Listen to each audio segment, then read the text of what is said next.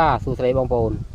បាទថ្ងៃនេះគឺខ្ញុំមកបង្ហាញដើមឱសថបុរាណមួយប្រភេទនេះដើម្បីចែករំលែកបាទទៅដល់បងប្អូនឲ្យបានជ្រាបដឹងគ្រប់គ្នាបាទដើមនេះគឺវាមានឈ្មោះថាបាទដើមម្រះប្រៅខ្មោចបងប្អូនបាទ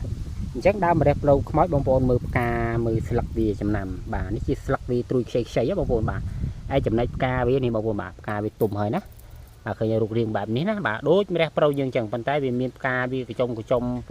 ក្រហមពណ៌រាងស្វាយអានេះដោយសារវាទុំទេបងប្អូនបាទអញ្ចឹងអត្ថប្រយោជន៍របស់វាគឺដើមម្រះប្រៅខ្មោចនេះបាទយើងអាចយកទៅបាទដាច់យកត្រួយខ្ចីនេះសម្រាប់បិទមុខរបួសបានផងដែរណាបាទសម្រាប់បងប្អូនបាទមុតមកថាមុតកបិតក៏ដោយមុតអ្វីក៏ដោយឲ្យតែមានលោហិតហូរមកគឺបងប្អូនបេះវាយកបាទមួយក្តាប់ដៃឬក៏4 10ត្រួយទៅណាបាទយកទៅបុកវាម៉ត់លាយជាមួយអំបិលបន្តិចណាបងប្អូនយកទៅបិទមុខរបួសបាទហើយមួយទៀតអានេះក៏វាជាថ្នាំសរសៃផងដែរណាបាទបើចំពោះថ្នាំសរសៃវិញគេយកទៅហាលថ្ងៃឲ្យស្ងួតបងប្អូនបាទគេប្រើកម្រិតបាទ15ក្រាមទៅ30ក្រាម